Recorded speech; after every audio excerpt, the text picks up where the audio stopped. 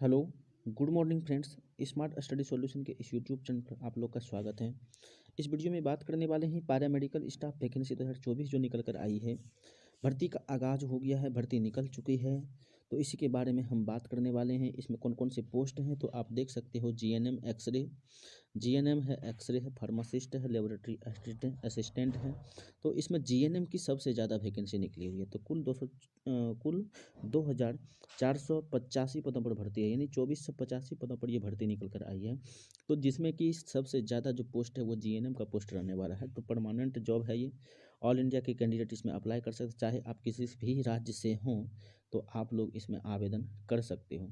उम्र, योग्यता, सैलरी क्या मिलने वाली है, अप्लाई तिथि कब से है, चयन प्रक्रिया क्या रहने वाले, संपूर्ण जानकारी इस वीडियो में आप लोग को मिलने वाला है।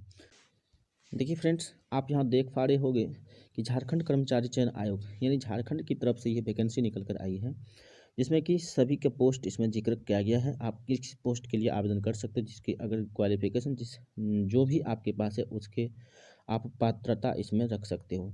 चलिए देखते हैं क्या क्या वैकेंसी है इसमें। सबसे पहले परीक्षा शुल्क की यदि बात करते हैं तो परीक्षा शुल्क जो है आपका रखा गया है कितना, 100 रुपीज़ का परीक्षा शुल्क इसमें रखा गया है आप लोग के लिए। आगे यदि बात करते हैं तो SC ST इसमें जो कैंडिडेट हैं उसके लिए आपको 50 रुपये का इसमें चार्ज किया जाएगा, और जनरल EWS OBC के कैंडिडेट हैं उसको 100 रुपये की राशि इसमें लगने वाला है। ये परीक्षा शुल्क जो है नॉन रिफंडेबल होगा। अगर आगे बात करते हैं तो रिक्तियों का विवरण इधर दिया गया है। रिक्तियों का विवरण क्या क्या है आप यहाँ देख सकते हो। इधर पदनाम दिया गया है, आरक्षण कोटि है, कुल रिक्ति है, और इधर सभी अलग अलग कैटेगरी में इधर आप खेलकूद कोटा जो है इधर दिया गया है। आप जब नीचे आओगे तो यहाँ आपको फार्मासिस्ट जो पदनाम है, फार्मासिस्ट की वैकेंसी निकली हुई है। इसमें जनरल के कैंडिडेट इसमें जो है 224 पदों पर ये भर्ती निकली है, और EWS के 56 पोस्ट हैं, और अनुसूचित जाति जिसको बोलते हैं 161 पदों पर है, और अनुसूचित जाति जो है 62 पद। अत्यंत पिछड़ा वर्ग अगर कैंडिडेट है तो 40 पोस्ट पर भर्ती है, और पिछड़ा वर्ग के लिए 17 पोस्ट पर भर्ती है। टोटल अगर आप बात करोगे तो 560 पदों पर यह भर्ती निकल कर आई हुई है।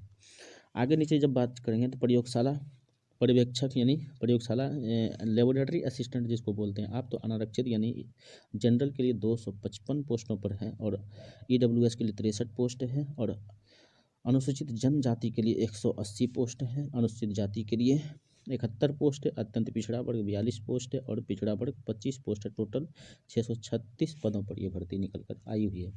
अगर एक्सरे टेक्नीशियन की बात करें तो एक्सरे टेक्नीशियन वहीं अनारक्षित के लिए 45 सीट है, और EWS के लिए 14 सीट है, अनुसूचित जनजाति के लिए 36 सीट है, अनुसूचित जाति के लिए 12 सीट है, अत्यंत पिछड़ा वर्ग के लिए 5 सीट है, अत्यंत पिछड़ा वर्ग के लिए 4 सीट है। टोटल 116 पदों पर यह वैकेंसी निकली हुई है। आगे यदि परिचारिका ए यानी आपका GNM यानी नर्स ग्रेड ए जो है, ठीक है, ग्रेड ए की भर्ती है ये, जो आप जानते हैं कि नर्स है, तो अनारक्षित के लिए इसमें 478 पोस्ट है, और EWS के लिए 117 पोस्ट है, अनुसूचित जनजाति के लिए 299 पोस्ट है, अनुसूचित जाति के लिए 122 पोस्ट है, अत्यंत पिछड़ा वर्ग के लिए 92 पोस्ट है, और पिछड़ा वर्ग के लिए 65 पोस्ट है। टोटल 1173 पोस्टों पर ये भर्ती निकली हुई है। यहाँ से आप देख सकते हैं 1173 पोस्ट, बहुत ही बड़ी मात्रा में भर्ती आप लोगों के लिए निकाली गई है। अगर नीचे चलते हैं तो आपको यहाँ दिया गया है, नीचे जाने पर जब जाइएगा आप तो नीचे आपको मिलेगा क्या, शैक्षणिक योग्यता के बारे में सर जानकारी दी गई है। आप यहाँ से देख सकते हो शैक्षणिक योग्यता जो रहने वाला फार्मासिस्ट पद के लिए, तो फार्मासिस्ट पद के लिए आपका मैट्रिक्स लेवल जो है यानी 29,200 रुपया से लेकर 92,300 रुपया आपको सैलरी देखने को मिलने वाला है। अगर आप 10वीं के कैंडिडेट हैं, 10वीं पास कर चुके हैं, इंटर पास कर चुके हैं, तो आप इसके लिए आवेदन कर सकते हो। लेकिन उसके साथ साथ आपको जो है फार्मेसी स्कूल रांची, पटना अथवा भारत सरकार, राज्य सरकार से मान्यता प्राप्त संस्थान में diploma in pharmacy B pharma उत्तीर्ण होना चाहिए, तभी आप इसके लिए आवेदन कर सकते हो। लेकिन झारखंड से आपका रजिस्ट्रेशन अनिवार्य किया गया है, ठीक है। आगे जब आएंगे तो यहाँ आपको दूसरा जो वैकेंसी मिलेगा प्रयोगशाला प्रावैधिक यानी लेबोरेटरी असिस्टेंट का, इसका जो सैलरी मिलने वाला 29,200 से लेकर 92,300 सैलरी देखा गया है, इसमें आपको मिलेगा। यहाँ अगर आप इंटर पास है, मैट्रिक पास है, तो इसके लिए आवेदन कर सकते हो। लेकिन वहीं साथ ही साथ इसमें जो है एक राज्य सरकार से प्रशिक्षण संस्थान यथा RMCH Ranchi, RIMS Ranchi, PMCH Patna, PHI Patna, DMCH Darbhanga आदि, अथवा भारत सरकार राज्य सरकार से मान्यता प्राप्त किसी संस्थान से प्रयोगशाला प्राविधिक प्रशिक्षण उत्तीर्ण यदि हैं तब इसके लिए आप आवेदन कर सकते हो। ठीक, अब नीचे आओगे, यहाँ से आपको मिलेगा एक्सरे टेक्नीशियन का पोस्ट। एक्सरे टेक्नीशियन में भी 29,200 से लेकर 92,300 की सैलरी इसमें देखने को मिलने वाली है। वहीं आप इंटर पास हो तो इसके लिए आप आवेदन कर सकते हो। तकनीकी सहायता, तकनीकी यदि योग्यता मांगा गया है इसमें तो आप डिप्लोमा इन रेडियोग्राफी में मांगा गया, x-ray, CT scan, USG, MRI technician, यानी ये सब में आप डिप्लोमा किए हुए तो आप इसके लिए आवेदन कर सकते हो। वहीं ग्रेड A की यदि बात करें, ग्रेड A नर्स के लिए तो 44,900 से लेकर 1,42,400 तक की सैलरी आपको देखने को मिलने वाली है। अगर आप इंटर पास हैं तो इसके लिए आवेदन कर सकते हैं, लेकिन GNM का कोर्स किए हुए हैं, यदि 3 वर्ष 6 महीना वाला कोर्स अगर आपके पास है तो इसके लिए आप आवेदन कर सकते हो। साथ ही साथ नर्सिंग काउंसिल झारखंड में आपका निबंधित होना आवश्यक है। अगर नीचे जाएंगे तो आप इस यहाँ से न्यूनतम शैक्षणिक योग्यता यहाँ दिया गया है, ये सब आप पढ़ सकते हो। तो ऊपर ही जानकारी हम दे चुके हैं, क्या क्या जानकारी इसमें चाहिए, यानी योग्यता क्या रहने वाला था वो सारी जानकारी इसमें दे चुके हैं। अब आयु सीमा की यदि बात करते हैं तो आयु सीमा आपको दिया गया है इसमें न्यूनतम उम्र सीमा की गणना हेतु, यानी अकॉर्डिंग टू 1/8/2023, यानी इसके आधार पर आपका आयु गणना की जाएगी। न्यूनतम आयु इसके आधार पर 18 वर्ष होनी चाहिए और मैक्सिमम जो आपको होना चाहिए तो वो 35 वर्ष अनारक्षित के लिए रखा गया है और कमजोर वर्ग के लिए यानी EWS के लिए, अत्यंत पिछड़ा वर्ग के लिए 37 वर्ष रखा गया है। वहीं अगर बात करें महिला के लिए अनारक्षित यानी इस सब में से तो 38 वर्ष चाहिए और अनुसूचित जाति अनुसूचित जनजाति पुरुष एवं महिला के लिए आपका 40 वर्ष रखा गया है। यहाँ पर आपको दिया गया है कि संविदा पर पूर्व से कार्यरत सभी कोटि के अभ्यर्थियों के लिए अधिकतम उम्र सीमा 55 वर्ष होगी, यानी जो भी संविदा पर कार्यरत हैं, पहले से कार्य कर रही है तो उसके लिए आपको 55 वर्ष दिया गया है।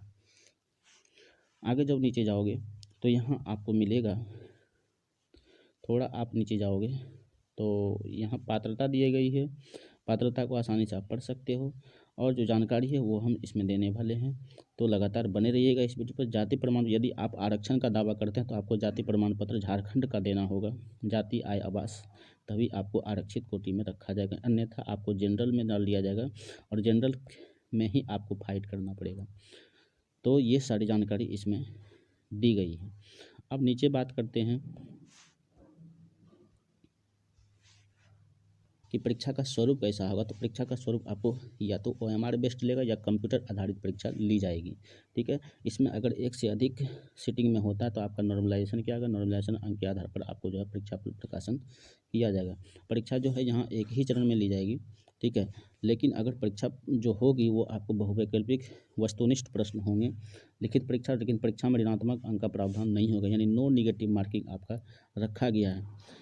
गलत उत्तर के लिए कोई अंक की कटौती नहीं होगी, यदि आप गलत भी करते हैं तो कोई दिक्कत नहीं है, नो निगेटिव मार्किंग इसमें रखा गया है। इसमें आपका सिलेबस भी दे दिया गया है। सिलेबस क्या क्या पूछने वाला है देखिए, मुख्य परीक्षा का एक पत्र होगा जिसका आयोजन एक पाली में किया जाएगा। परीक्षा की अवधि 1 घंटे की होगी। लिखित परीक्षा अंतर्गत पदों हेतु वांछित न्यूनतम शैक्षणिक योग्यता से संबंधित प्रश्न पूछे जाएंगे, यानी आपका जो टेक्निकल पोर्शन है उससे आपका क्वेश्चन पूछा जाएगा और समय की जो रखा गया 1 घंटे का आपका एग्जाम होगा जिसमें 50 प्रश्न पूछे जाएंगे। ठीक है, और सभी के लिए एक क्वेश्चन के लिए आपको 1 मार्क्स दिए जाएंगे। यहाँ से आप देख सकते हो क्या क्या इसमें दिया गया। तकनीकी योग्यता यदि आपके पास है तो आपको अगर 60% से ऊपर अथवा समकक्ष ग्रेड में है तो आपको 10 अंक मिलेगा। 60% से 45% तक आप लाए हैं मार्क्स तो आपको 7 अंक मिलेगा।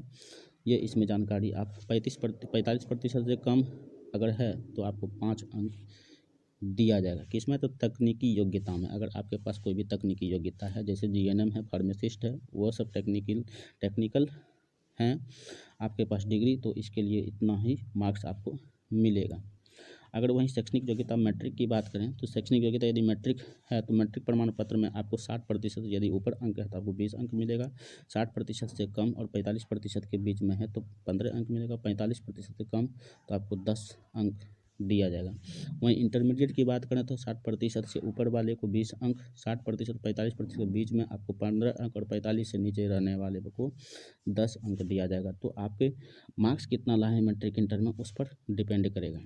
यहाँ से आप आओगे तो झारखंड राज्य के सरकारी अस्पतालों में यदि कोई कार्य अनुभव है आपके पास, संविदा पर कार्य कर रही हो वहाँ, तो आपको 50 अंक फुल में फुल दे दिया जाएगा, लेकिन आपको अधिकतम 10 वर्ष तक का ही दिया जाएगा, क्योंकि 5 अंक प्रति पूर्ण वर्ष पूरे होने के लिए, यानी 5 गुने 10 यदि कीजिएगा तो आपको 50 अंक मिलने वाला है। यानी 10 वर्ष का आपको 50 अंक दिया जाएगा।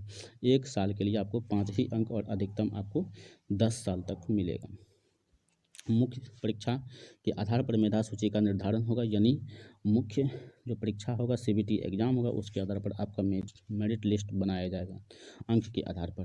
यहाँ ऊपर में दे दिया, यहाँ से आप पढ़ सकते हो। उपर्युक्त कंडिका 18 की क ख ग घ में प्राप्त अंक के आधार पर मेधा सूची का गठन किया जाएगा। यहाँ से आप ये पढ़ सकते हो। अगर नीचे आएंगे तो आपको यहाँ रखा गया है कि यदि आप, ठीक है, मेधा के आधार पर अनारक्षित पद के लिए तैयार मेधा सूची के समान मापदंड पर आरक्षित वर्ग के अभ्यर्थियों के लिए अभ्यर्थी के आने की स्थिति में उक्त अभ्यर्थियों की गणना अनारक्षित वर्ग के सामान्य अनुमान्य पदों के विरुद्ध की जाएगी और उनके नाम के पहले उनका आरक्षण वर्ग भी होगा। यहाँ से आप देखोगे तो यहाँ आपको मेधा सूची जो है न्यूनतम आपको मार्क्स लाना पड़ेगा, तभी आप मेरिट लिस्ट आपका तैयार होगा, नहीं तो आपको छांट दिया जाएगा। लिखित परीक्षा में न्यूनतम अर्हता से कम अंक पाने वाले अभ्यर्थियों को मेधा सूची में शामिल नहीं किया जाएगा। यानी क्या क्या कितना मार्क्स आपको लाना पड़ेगा। तो यदि आप अनारक्षित हैं, ये जनरल है, AWS है, तो आपको 40% अंक मिनिमम आपको लाना होगा। वहीं यदि अनुसूचित जाति की बात करें, अनुसूचित जनजाति की बात करें, महिला की, तो आपको 32% अंक लाना होगा। अत्यंत पिछड़ा वर्ग यदि हैं आपको तो 34% लाना होगा, और पिछड़ा वर्ग है तो आपको 36.5% लाना पड़ेगा, और आदिम जनजाति हैं तो आपको 30% मार्क्स आपको लाना पड़ेगा, नहीं तो आप अयोग्य घोषित हो जाएंगे और आपको मेरिट लिस्ट में काउंट नहीं किया जाएगा। तो ये आप ध्यान में रखेंगे। तो एप्लीकेशन जो है स्टार्ट हो चुका है 22 तारीख से ही, तो आप आवेदन कर सकते हो। ठीक है।